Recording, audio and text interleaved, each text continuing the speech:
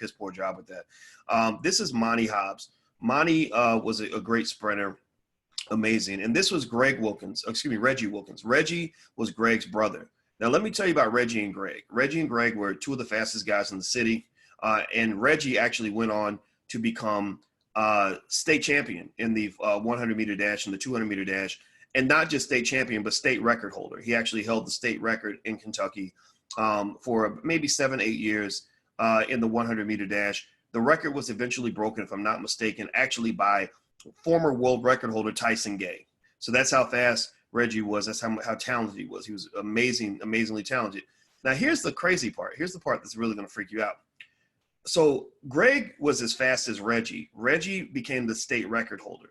So these two, whoever, you never could predict who was going to win between these two. They were very close, but Greg was a year older. But so Reggie goes on, becomes state record holder, and Monty right here in the middle was actually faster than both of them. He was faster than both of them. He actually came to track practice once. The problem was he didn't want to come to practice, and he didn't like track that much. He liked basketball. Basketball was his first love. So we'd say, well, where's Monty? Why isn't Monty coming to track practice? And they say, oh, he's doing basketball now. Now, so here's a story to tell you, how fast Monty was. So remember, Reggie became the state record holder, fastest sprinter in the history of the state of Kentucky. And Monty shows up to practice, and we had to run the 400-meter dash, which is not a race that you just run without any training. But Monty shows up, and he's wearing these big clunky Air Jordan shoes because he loved basketball. And now we had track shoes. Track shoes are lighter. You can run faster, whatever. So Monty's sitting on the side, and the coach says, hey, Monty, why don't you get up and run a 400 with us? And he gets up, and he agrees to run it with us. And we all run, and there's 4 of us, and I'm just mortified because I'm running with 3 of the fastest dudes like ever. I wouldn't as fast as any of these guys. And we're just running, and I remember watching Monty just zip past all of us, and he blew us all away, and it kind of just freaked me out that this guy could come off of, just come off the street and outrun the fastest sprinter in the history of the state of Kentucky. So here's what's interesting about that. Monty could have been a great track sprinter, right? But he loved basketball, but he wasn't that great at basketball. He was okay, but he wasn't as good at basketball as he was at track. So he was clearly, in my opinion, in the wrong sport. Now, let me tell you about myself. I was, at that time, I didn't know it at the time, but in hindsight, I look back at that picture and I understand it now. I was the smart guy, right? I became a professor, so I was a smart guy. I didn't know I was going to be a professor at the time. I didn't even know I was a smart guy at the time. But in hindsight, I look back and I say, I think I was the smart guy. I also wasn't just the smart guy. I was the hardworking guy. I was the good kid. So when the coaches would say, they would say, I'll talk about Boyce. They'd be like, oh, Boyce is a good kid. He's a good kid. He works hard. So they would pick me to be team captain, or if they needed to make sure that the ice got to the van, they would tell me to do it because they knew I would take care of it. I don't know. That's just what my role was. Everybody has roles. Sometimes you don't figure it out till 20, 30 years later. But here's the thing. Track was not my thing. I was okay. I was fast enough to be on a relay team with these 3 guys, which was, amazing because these guys were awesome. But I was faster than pretty much everyone I knew, most of my friends, but I couldn't outrun these guys, right? And when I would compete against the best sprinters in the state, I would get my ass kicked, and I hated it. I absolutely hated it. And so because I was getting my butt kicked by the best sprinters, and I couldn't run with the best, and I wanted to be the best, I would practice. I would, everybody else would practice, one time at track practice. I would run in the morning, I would run at practice, and then I would run again at night. I was lifting weights in the off season. I was reading books on how to sprint. So I knew everything about proper form, what shoes to wear. These guys ran off talent. I don't know if they knew all that stuff, right? And so I was clearly in the wrong sport too. Right. So just like Monty was in the wrong sport, he was in basketball when he should have been focusing maybe on track. I was in track when maybe I should have been playing golf or something. Right. I think if I'd been as equally determined at golf, I could have, become an amazing golfer because of all that hard work I was putting in, all that concentration I was putting in. Right. So but track is largely genetics, especially sprinting. That's why when you watch the Olympic finals of the 100-meter dash, you almost never see anybody in there who's not black, because black people have amazing genetics, right? For various reasons, but we're pretty extraordinary people. Now, here's the thing. Here's the point I want to make to you. Sometimes in life, you may really be trying really hard at something, and you're not getting what you want, right? You're not succeeding at whatever it is you're trying to do, whether it's, trying to start a certain kind of business, trying to succeed in a certain profession, trying to succeed in a certain sport, trying to make a certain relationship work. You're doing everything right, but you're getting the wrong outcomes. And sometimes it's not because you're a failure or that you're inadequate. Sometimes it's because you're in the wrong fucking sport. Some of us go through life in the wrong sport. So you bust your butt, you work your ass off, you're constantly banging your head, you're constantly coming up short, you're pissed off all the time because nothing's working out. You feel damn near cursed. When really, sometimes you're just in the wrong sport.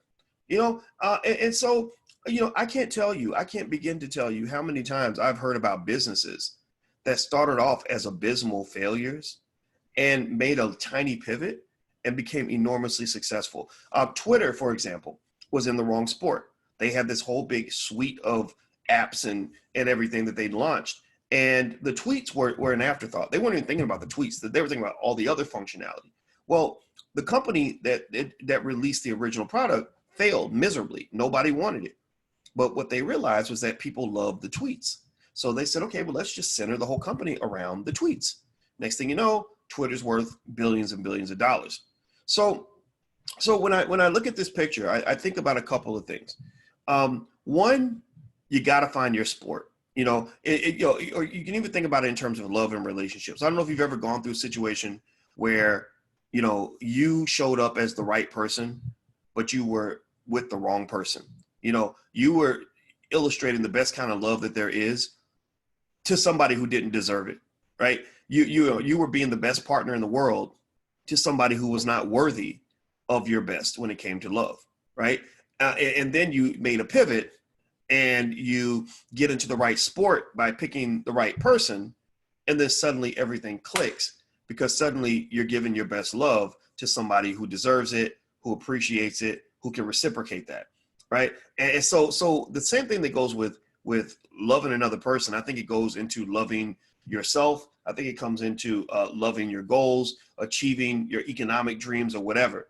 A lot of self-knowledge, one of the keys to success starts with self-awareness, figuring out what sport you're supposed to be in. And so I go back and I look at that, and I think, man, if I could have went back and talked to that kid, and I think that kid in that picture, Boyce, is about 17 or 18 years old, I would probably just say to him, look, buddy, you're a good kid. You're a hardworking kid, but you're in the wrong sport. Let's figure out who you are and get you into the right sport. Same thing is true for Monty. I would have got him in the right sport. Now the other good thing though, about being in the wrong sport, about bumping my head against the wall, and about, constantly failing, because I felt like a miserable failure because I was doing everything possible to become successful, but it wasn't working, was that hard work and determination and persistence I learned from trying to do something that in hindsight was probably close to impossible to do, to try to become as fast as these guys without really having the genetics to pull that off. That actually prepared me for life. There's nothing like, I remember when I ran track, we would go out and have practices in 95-degree heat and run for 2 or 3 hours and sometimes run until you threw up. And it was the most terrible feeling in the world, but it made me really tough. It made me really determined. I learned a lot of values from sports that applied to a lot of the things I do now. The same guy that you see in that picture, who's running his ass off on the track, trying to keep up and trying to become successful on the track, is the same guy you're listening to right now, who's running his ass off every day, training his butt off. Right now it's 7:18 in the morning because I got up at 6 on a Saturday when I didn't even have to get up. That I'm the same guy now that I was back then. I'm just a little bit more mature, right? I'm like that guy's father, right? And so don't think that the things you fail at are a waste of time. Don't think that, if you go into that bad relationship and you gave it the best you had and you worked on self-awareness and becoming the best partner you could be and it didn't work, don't think that that's a failure, because what will often happen is that struggle, that strain, that stress, that perceived failure that you have in one arena becomes your black girl, black man magic when you go into another arena, right? You can literally become magical in another space once the lid comes off. So let me tell you what happened with this kid in this picture. So he was very frustrated. He busted his butt, when it came to track. He busted his butt, every day in practice and was running his ass off. And he was always sad. He was always, I remember just crying on the side of the track one day because I couldn't figure out why I couldn't get faster no matter how hard I tried. Well, guess what? I got to college and I got into the right sport, which was academics, which is thinking. My brain was actually my greatest asset. I just didn't know it because I was a black man. Nobody teaches that to young black men. And I applied that same work ethic to my academics. I applied that same determination, that same persistence, etc. And I became the absolute greatest college student on the entire campus. When I went to the University of Kentucky, I was the #1 ranked finance student on the entire campus, and I was the #1 black student on the campus. I went on to get a PhD. I became the only African-American on earth that year, in the year 2002, when I finished my doctorate. I was the only black man on the planet to get a PhD in finance that year. I wish there had been others, and I knew some of the others, but they didn't make it to the finish line, right? So what I'm saying to you guys is, look, there are no mistakes. There are no mistakes, but there are mistakes. And what does that mean? That means that you can optimize through self-awareness by learning what sport you're supposed to be in. There is such a thing as thinking things through, making a plan, figuring out who you are, finding your bliss, figuring out your destiny, etc. There's value to that. So you can't just be fatalistic about life and just say, well, I'm gonna let the chips fall where they may, because sometimes the chips may not fall where you want them to fall. So in that regard, there can be mistakes in the sense of not finding your sport early in life. But then when I say that there are no mistakes, what do I mean by that?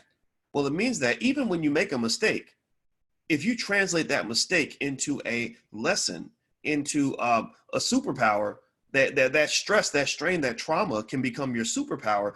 And when you take that superpower into another arena and you find the right fit, then you become magical. You become extraordinary. You can become amazing. Like I'll tell you what, there's if you think about just relationships, for example, the most amazing people in relationships, a lot of times, the most kind, caring, most sensitive people in many cases are the people who've been frustrated in a bad relationship with somebody who didn't appreciate all the great things they did.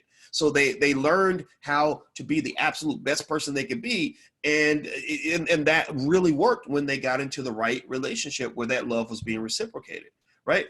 Or for myself, I was so frustrated with track and just doing everything I could and constantly banging my head against the wall. So when I got to a situation where the wall actually moved, when I banged my head against it, I became really, really good, world class at what I did. I wouldn't have become as great at the other things I did in life if I had not failed in the things that I originally wanted to do.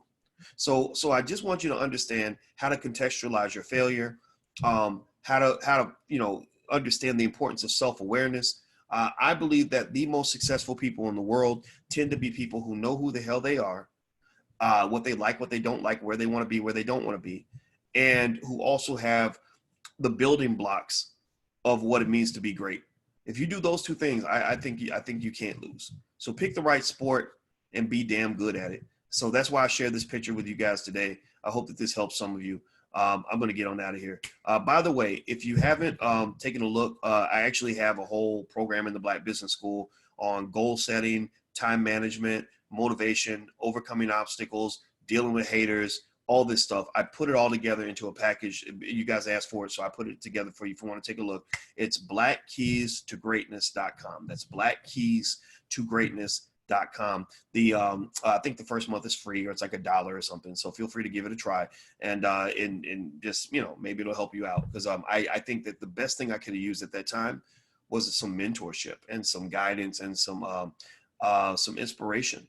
Because I spent a lot of years being really sad, and it's very sad when you kind of don't know your purpose and don't think you have anything great inside of you, but you want to be great. You want to be good at something, and I wish I'd known those things back then, because I there's so many things I could tell that kid in that picture that would make his life much better. but some of these things, sometimes you don't find these things out until later. So try to find your bliss as early as possible so you can know who the hell you are and go out here and conquer the world. So take care, guys. I'm out of here. I'm Dr. Boyce Watkins from the Black Business School. Please hit the thumbs up button, share, and subscribe button. And like I said, the URL is blackkeystogreatness.com. Feel free to go check it out. I'll see you guys later. Take care. Bye-bye.